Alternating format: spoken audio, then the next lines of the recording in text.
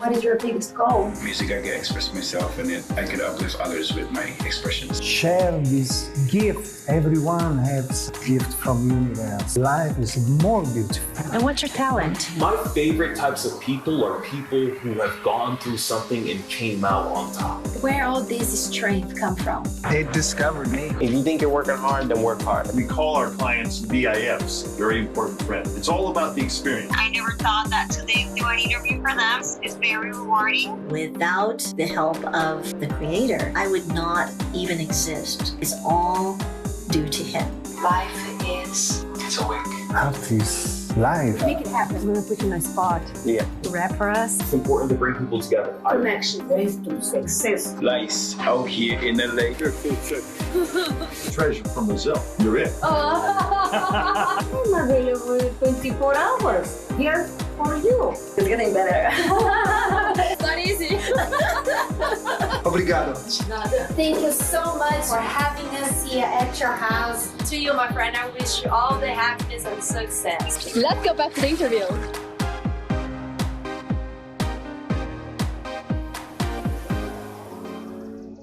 Hi there, I'm Laís Pedroso, your host. And today, one of our guests is Dorota Clousa. Dorota, for those who don't know, was in our very first show. And today, in our season 5, she and co-writer Evan Williams are with us. They both wrote The Princess and the Valley Man, a children's book series, educational one. Thank you so much for joining us today. Thank you. Thank you for having us. So what inspired you both to write a children's book? Well, one of the things that really kind of inspired me was when I grew up, I was always doing things outdoors. I was always going camping and hiking and visiting our parks, and I wanted to share my experiences and the things that I've learned growing up like this with children who might not have had the opportunity, children who might have been stuck in the city or didn't get a chance to be outdoors. I have the same experience. I had I've done many trips when I was a child with my parents and friends to like outdoor wild places, and I always loved it. So I think it's important thing for kids to have it in the childhood and enjoy it, you know. I myself love nature, and from time to time I have to explore it myself. It feeds me. How would you say the book teaches children? It helps them to appreciate it it shows them what's really out there. And it helps them to understand like the wildlife that's there, the ecology, and how important it is to find appreciation for these places because we might not have them for very long. Our parks really do a good job at trying to preserve some of these places, but they can apply the same principles that they might use in a park to other places that they go visit, other natural places they go visit. How do you feel people can be more involved in nature? I think, just it's nice to drop everything, I guess, and just leave your worries behind in everyday life and just enjoy like the pure nature outdoor. I think to try to be active in the nature is quite important for all of us, not only for kids but also for adults. But it's nice if parents can take kids and show them all of it, all the places that exist, that, like Evan said before, might not exist at one point maybe in the future. Based in Solis' characters, as in quote, living a relatively simple life, who gains a lot of enjoyment by helping out tourists who come to visit his home, the Death Valley. Would you say that those who live a relatively simple life are more likely to connect with nature first? I would not agree myself. No, I would say anybody can have that connection, whether they live a simple life or a rather complex life. It's just about putting forth the effort to go out to these places and go out to nature and actually having that want to connect, that want to disconnect, as you would say, from the technology and the digital world and just get out into the natural world and make that connection. It's good to find the right balance between like the world we are living in, of work and all these responsibilities we have, but at the same time disconnect from this and just go and explore and feel free in the nature, you know. Living in this materialistic and digital world, how can one disconnect oneself with all this technology that surrounds us in order to surrender to nature? It's not an easy task, I would say. I know. Not always. But in a way, a lot of these national parks and a lot of these natural areas are in such remoteness that you don't really have a choice. You might go to some of these parks instead and stay, but like Death Valley, for example, oftentimes you don't have cell phone service, and you don't have internet available, and you don't have the option to connect to the digital world, which kind of forces you in a way to deal with what's around you, to live in the world what's around you, which is a natural world. And so you really have no choice whether you want to or not. So oftentimes people embrace that and find themselves connecting with nature in a way that they might not have done before. Yes, and also in the book, The Princess and the Valley Men also teaches about nature, wildlife, and especially nowadays with the global warming, it's actually not a warning no more, right? We are facing it.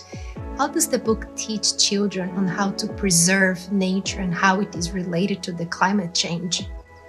We see around us in the world today, there are so many natural environments that are disappearing, whether it be the polar ice caps melting or deforestation of the rainforest and these types of things, where the book takes place in our national parks, and the National Park Service does a wonderful job at preserving nature and preserving the wild environment and finding a balance for the ecology. And this really helps our children when they go visit these parks to learn simple rules and stuff that they should do when they're out in nature, such as leave no trace, or how to respect nature and not think that they have to go pick up everything that's out there or what have you. Hopefully they can take this and apply it to other places, other natural places other than in the parks, and learn a sense of stewardship. Creating a habit. Yes, definitely. Yeah, absolutely. And even for the parents out there, why would you say it's important to raise a stronger awareness of nature and wildlife in children? First of all, it's the role of parents to introduce the world to the kids, you know. And I think it's important when the children have both, like, you know, their normal life, but they also can have fun and some, you know, outdoor activities in national parks or anywhere outdoors really. But national parks are quite special because they are so beautiful. And as we said before, because they have some regulation and rules that can teach children how to protect the nature at the same time, so they can understand what they can do and what they should not do, you know? Right. And we heard from time to time that nature is important. We need it to balance our lives, to clear out our thoughts, and the list goes on. How can parents embrace this message and bring their children more often to the parks? Well, it really has to be a conscious decision to do so. For the most part, when families and parents take their children for vacation, they go to places like resorts or spas or cruises or this type of such. People are oftentimes creatures of comfort and creatures of habit. People don't really have too many habits of going out into the outdoors for a vacation. And we like our creature comforts.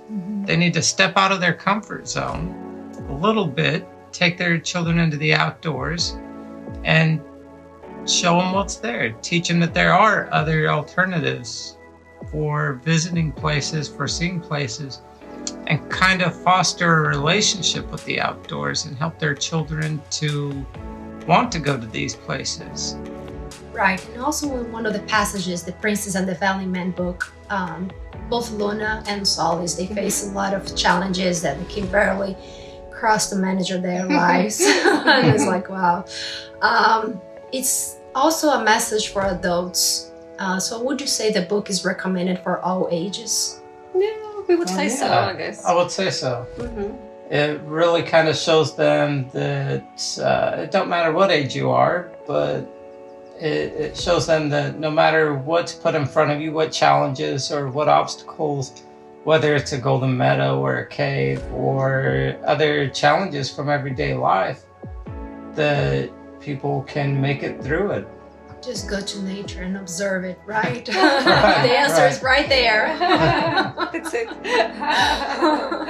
And danger and death, I mean, everything that they can imagine of and not even imagine, they face it. It's with determination and it's with persistence, they keep going. Yeah. How does the book educate children to keep going on with their lives as well?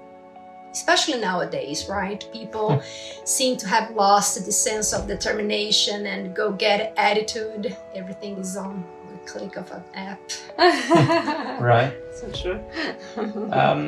I guess it really just kind of shows them that they can make it through it, no matter whatever obstacle or challenge faces them. It kind of helps them to stay motivated and determined to finish what they start, to make their challenge, to complete their goals, and just strive forward. Yeah, I don't think they have to be afraid of things like this, you know? There's always a solution, or at least two solutions to every situation. And never give up, you know, just try, keep going and yeah. Mm-hmm. For what you've told me, Dorota, you both traveled to national parks a couple times, actually noticing quite a difference in one spot to another, such a short period of time. What would be the biggest difference you both noticed? In general, the environment is changing, you know, so I think if you go to the same area after some few years, you always face like different, you know, colors of the place, or maybe it will be drier or wetter, or, you know, so. And then you can see maybe there's more rocks or, you know, less green areas, you know. So I think when you go to the same place, it's never the same, I guess, in my eyes. Yeah, there's usually quite a bit of changes. But that's also one of the things that our parks strive for. Like I mentioned before, they're really for preserving areas, and they do such a great job of it. But there's other areas out there in the world that also need this preservation done. You might go to one area and it's a beautiful, pristine area, and then after a few years you might go back and it might be trashed. There might be garbage all over, or tire marks and trails cut through it, or different things like this. And we just need to be aware of nature and what we're doing there to help protect it. The book is based on national parks. Are you guys also considering to explore international ones by adding them to the series as well? So this series particularly is about our national parks. The next book is going to be the Grand Canyon, and then the third book is going to be Yellowstone. Love it. But we've talked about doing another series with the same characters. It's going to be about different regions in the planet, such as the tundra or the rainforest or our deserts. And Solus and Luna will go through these and have their adventures and learn about different regions on Earth, different climates, different wildlife and ecology that's in each of them. But we also want to do different countries as well, as you said, like explore other national parks in different countries. And also we would like to introduce Luna's home, which is the space. So one series we would like to also write about galaxy and space and moon and sun and planets. Love it, because Luna is Spanish for moon, right? It's a princess from the kingdom. Yes. And by bringing awareness in children about nature, are you also inviting them to the possibility of aliens' existence in this real world? I just want to say, before we answer this question, we have actually chose all the names, mostly in our book, the characters' names from Latin language. Yes. Because we would like to kind of, give our kids a little bit something to think about. So they can also guess which name or what name has a meaning, and what's behind the name. Yeah. But as far as the aliens go, we're not saying that there is aliens or anything out there. But They're moving rocks. But it's a natural wonder. You don't know. Very, very many natural wonders. It's wonderful. But that's where the twist of fantasy comes in about it. Luna can be from the moon, and it just kind of adds a little bit of fairy tale, a little bit of fantasy into the story, and kind of makes it fun. Albert Einstein once said, look deep into nature, then you understand everything better. How can children enjoy themselves more with family and friends in parks, in nature in general? I think that always kids, they have this natural ability to have fun. But obviously nowadays they're also addicted to the digital world and be, connected with their friends all the time, whatever they do. But I think, once they have this great family time full of adventures, they can still take pictures and share later with friends. I don't think it's an issue for them later on. But I think also when they're out in nature, the inability to be connected also makes them more able to be connected, but just connected with the ones that are immediately around them. So many times nowadays you might see a family sitting around a dinner table and everybody's on their phone, not saying a word to each other at all. They're just talking or texting with whoever's on the other end of the phone. But even dates, right? You go to a dating. Exactly. I'm here. Yeah. We saw recently a picture in a restaurant where there was a big basket and everybody puts the phones there, and then they have meal and conversations. They're actually having so concerts doing this. No phones in the concerts. Yeah, so if you do the same type of a thing, you take away the distraction, the connection to the outside world, the internet and everything, you're actually going to build new connections and form new connections with the people that are immediately around you. I think we should always try at least once a week to leave the phone behind us and just, maybe look it up in the evening again. Start with 1 hour a day at least, right? And gives lots of freedom, surprisingly. And even for the parents, how can they disconnect from the social world to connect with this real world? It's so difficult sometimes, right? They have to make a choice, I guess, right? I mean, obviously. It's not always an easy choice to make. It's sometimes rather difficult because parents have so many things going on in their life where they need to be connected, whether it's family, friends, work, etc.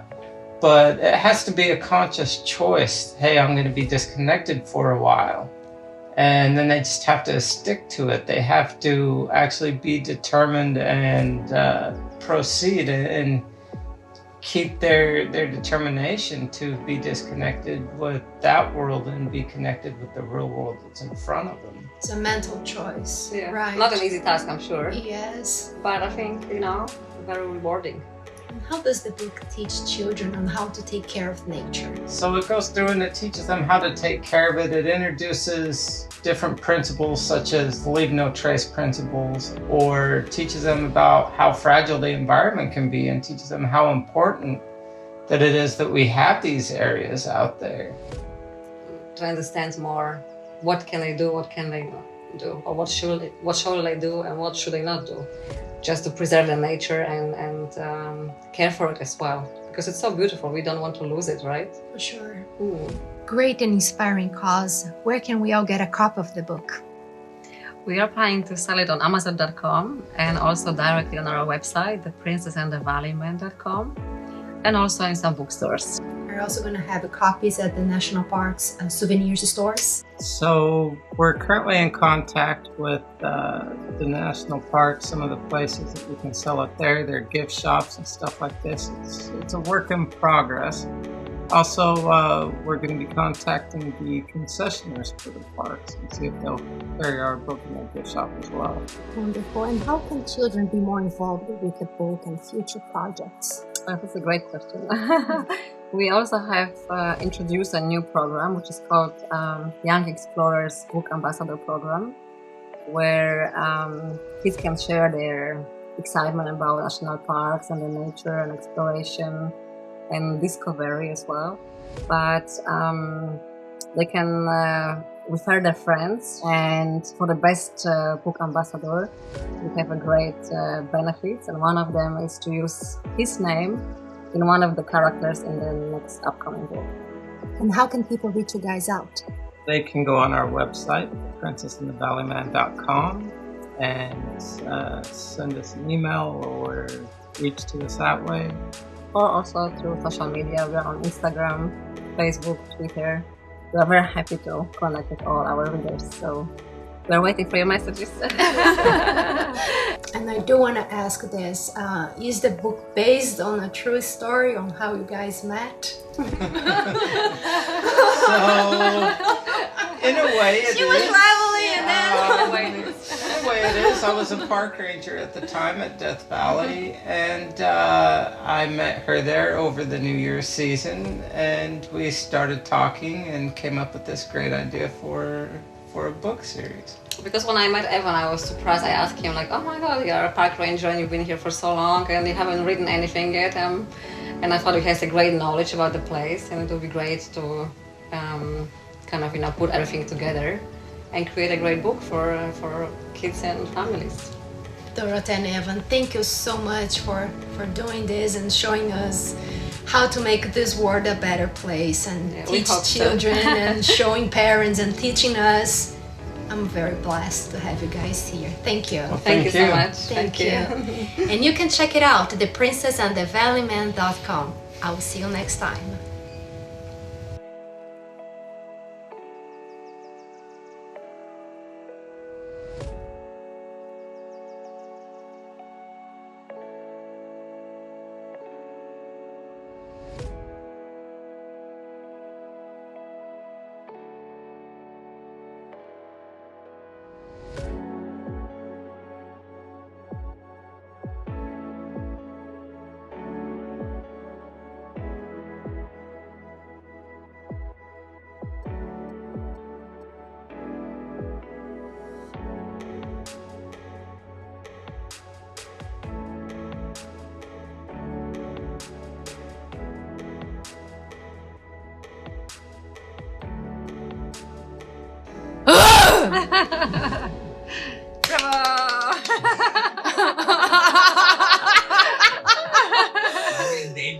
You want a wolf?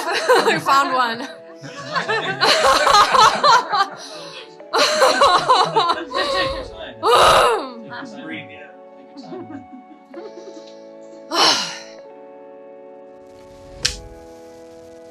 We can massage your back, in a second. About me. Engage with each other.